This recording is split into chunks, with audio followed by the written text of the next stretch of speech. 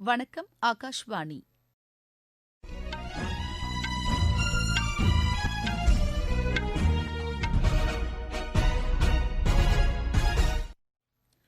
செய்திகள் வாசிப்பவர் மிருதுளா. தலைப்புச் செய்திகள்: நாட்டின் பன்முக கலாச்சாரம் நமது அடையாளமாகவும் சக்தியாகவும் திகழ்கிறது என்று குடியரசுத் தலைவர் திருமதி திரௌபதி முர்மு தெரிவித்துள்ளார். நாட்டில் 6 மாநிலங்களில் 12,343 கோடி ரூபாய் மதிப்பிலான ரயில்வே திட்டங்களுக்கு மத்திய அமைச்சரவை ஒப்புதல் அளித்துள்ளது. விண்வெளித்துறையில் பதிவு செய்யப்படும் புத்தொழில் நிறுவனங்களின் எண்ணிக்கை தொடர்ந்து அதிகரித்து வருவதாக மத்திய அரசு கூறியுள்ளது. கேலோ இந்தியா திட்டத்தின் கீழ் நடப்பு நிதியாண்டில் விளையாட்டு வீரர்களுக்கு 30 கோடி ரூபாய்க்கு மேல் உதவித்தொகை வழங்கப்பட்டுள்ளதாக மத்திய விளையாட்டு அமைச்சகம் தெரிவித்துள்ளது.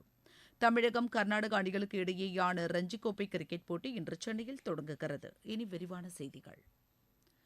நாட்டின் பன்முக கலாச்சாரம் நமது அடையாளமாகவும் சக்தியாகவும் திகழ்கிறது என்று குடியரசுத் தலைவர் திருமதி திரௌபதி முர்மு தெரிவித்துள்ளார். புதுடில்லியில் குடியரசுத் தலைவர் மாளிகையில் நடைபெற்ற நிகழ்ச்சியில் நாட்டின் வடகிழக்கு பகுதியின் செழுமையை எடுத்துக்காட்டும் வகையிலான கலாச்சார பெருவிழாவை அவர் தொடங்கி வைத்தார். இதன் மூலம் நாட்டின் பாரம்பரிய கலாச்சாரம் மற்றும் ஒற்றுமையை எடுத்துக்காட்ட முடியும் என்று அவர் கூறினார். மத்திய கலாச்சார அமைச்சகத்துடன் இணைந்து வடகிழக்கு பிராந்திய மேம்பாட்டு அமைச்சகம் ஏற்பாடு செய்துள்ள இப்பெருவிழாவில் பாரம்பரிய கைவினைப் பொருட்கள், கைத்தறி ஆடைகள், வேளாண் உற்பத்திப் பொருட்கள் ஆகியவை காட்சிப்படுத்தப்பட்டுள்ளன. வடகிழக்கு பிராந்தியத்தை சேர்ந்த சுமார் 3,000க்கும் மேற்பட்ட நெசவாளர்கள், கைவினைஞர்கள், விவசாயிகள் மற்றும் தொழில் முனைவோர் இதில் பங்கேற்றுள்ளனர். கைவினைப் பொருட்களின் செயல்முறை விளக்கமும் இப்பெருவிழாவில் இடம்பெற்றுள்ளது. நாட்டில் 6 மாநிலங்களில் 12,343 கோடி ரூபாய் மதிப்பிலான ரயில்வே திட்டங்களுக்கு பொருளாதார விவகாரங்களுக்கான அமைச்சரவைக் குழு ஒப்புதல் அளித்துள்ளது. பிரதமர் திரு நரேந்திர மோடி தலைமையில் நடைபெற்ற அமைச்சரவைக் கூட்டத்தில் இதற்கான முடிவு மேற்கொள்ளப்பட்டது. அதன்படி ராஜஸ்தான், அசாம், தெலுங்கானா, குஜராத், ஆந்திர பிரதேசம், நாகாலாந்து ஆகிய 6 மாநிலங்களில் உள்ள 18 மாவட்டங்களில் இத்திட்டங்கள் நிறைவேற்றப்பட உள்ளன. இதன் மூலம் ரயில்வேயின் வழித்தடம் மேலும் 1,020 கிலோமீட்டர் தொலைவிற்கு அதிகரிக்கப்படும் என்று மத்திய அரசு தெரிவித்துள்ளது. விண்வெளித்துறையில் பதிவு செய்யப்படும் புத்தொழில் நிறுவனங்களின் எண்ணிக்கை தொடர்ந்து அதிகரித்து வருவதாக பிரதமர் அலுவலக இணையமைச்சர் டாக்டர் ஜிதேந்திர சிங் கூறியுள்ளார். மாநிலங்களவையில் கேள்வி நேரத்தின்போது இதனை தெரிவித்த அவர், இதுவரை 189 நிறுவனங்கள் பதிவு செய்யப்பட்டு இருப்பதாக கூறினார். விண்வெளித்துறை கடந்த 5 ஆண்டுகளில் பல்வேறு சாதனைகளை படைத்துள்ளதாகவும் அமைச்சர் தெரிவித்தார். நாட்டில் கோதுமை இருப்பு வரம்பை மத்திய அரசு திருத்தியுள்ளது. அதன்படி வர்த்தகர்கள், மொத்த விற்பனையாளர்களுக்கான இருப்பு வரம்பு 1000 மெட்ரிக் டன் என்ற அளவிலிருந்து 500 மெட்ரிக் டன்னாக குறைக்கப்பட்டுள்ளது. சில்லறை விற்பனையாளர்களுக்கு 5 மெட்ரிக் டன் என்ற அளவில் மாற்றம் செய்யப்படவில்லை. பெரிய சில்லறை விற்பனையாளர்களுக்கான 1000 மெட்ரிக் டன் என்ற அளவு 500 மெட்ரிக் டன்னாக மாற்றியமைக்கப்பட்டுள்ளது. இந்த கோதுமை இருப்பு வரம்பு அளவு அடுத்த மாதம் வரை அமலில் இருக்கும் என்று மத்திய அரசு கூறியுள்ளது. மத்திய அரசு மேற்கொண்ட நடவடிக்கைகள் காரணமாக பணவீக்கம் கட்டுக்குள் உள்ளதாக நிதியமைச்சர் திருமதி நிர்மலா சீதாராமன் கூறியுள்ளார். மத்திய அரசின் இடைக்கால பட்ஜெட் தொடர்பாக மாநிலங்களவையில் நடைபெற்ற விவாதத்திற்கு பதிலளித்து அவர் பேசினார். கட்டமைப்பு வசதிகளை மேம்படுத்துவதற்கான திட்டங்களுக்கு கூடுதல் முதலீடுகள் செய்யப்படுவதாகவும் அவர் தெரிவித்தார். நிதி பற்றாக்குறையும் சிறப்பாக கையாளப்பட்டு இருப்பதாக அவர் குறிப்பிட்டார். மத்திய அரசின் முக்கிய திட்டங்களுக்கான நிதி ஒதுக்கீடு குறைக்கப்படவில்லை என்றும் திருமதி நிர்மலா சீதாராமன் தெரிவித்தார். தெலுங்கானாவில் இறுதி வாக்காளர் பட்டியல் வெளியிடப்பட்டுள்ளது. இதுகுறித்து அம்மாநில தலைமை தேர்தல் அதிகாரி வெளியிட்டுள்ள அறிக்கையில், மொத்தம் 3,30,00,000க்கும் மேற்பட்ட வாக்காளர்கள் இடம்பெற்றுள்ளதாக கூறப்பட்டுள்ளது.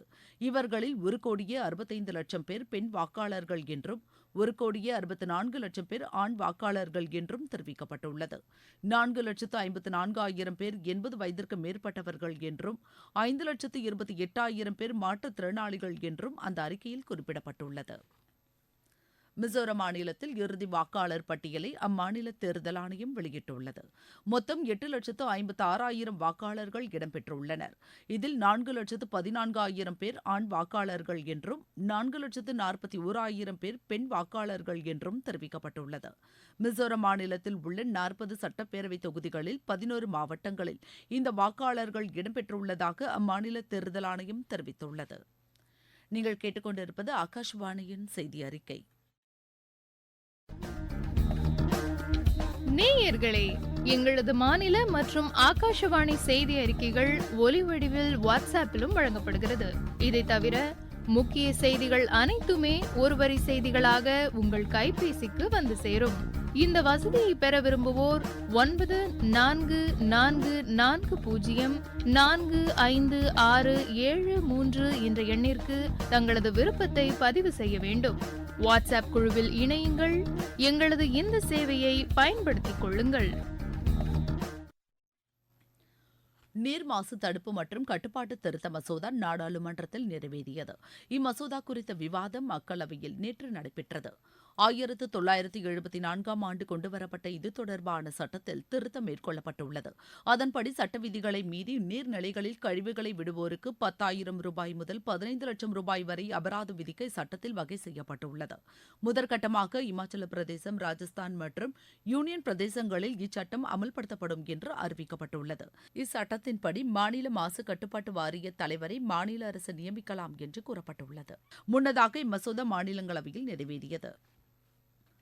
இந்தியாவின் சார்பில் மாலத்தீவுக்கு அளிக்கப்படும் நிதி உதவி 770 கோடி ரூபாயாக அதிகரிக்கப்பட்டுள்ளது என்று வெளியுறவு அமைச்சகம் தெரிவித்துள்ளது. புதுதில்லியில் செய்தியாளர்களிடம் பேசிய அமைச்சக செய்தி தொடர்பாளர் திரு ரந்தீர் ஜெய்ஸ்வால், மாலத்தீவின் வளர்ச்சிக்கு இந்தியா தொடர்ந்து முக்கியத்துவம் அளித்து வருவதாக கூறினார். கனடா நாட்டு தேர்தலில் இந்தியாவின் தலையீடு உள்ளதாக கூறப்படும் குற்றச்சாட்டை மறுத்த அவர், மற்ற நாடுகளின் ஜனநாயக நடைமுறைகளில் தலையிடுவதில்லை என்பது இந்திய அரசின் கொள்கை என்று தெரிவித்தார். கேலோ இந்தியா திட்டத்தின் கீழ் நடப்பு நிதியாண்டில் விளையாட்டு வீரர்களுக்கு 30 கோடி ரூபாய்க்கு மேல் உதவித்தொகை வழங்கப்பட்டுள்ளதாக மத்திய விளையாட்டு அமைச்சகம் தெரிவித்துள்ளது. ஒவ்வொரு காலாண்டிலும் சுமார் 8 கோடி ரூபாய் அளவிற்கு நிதியுதவி அளிக்கப்படுவதாக அந்த அமைச்சகம் கூறியுள்ளது.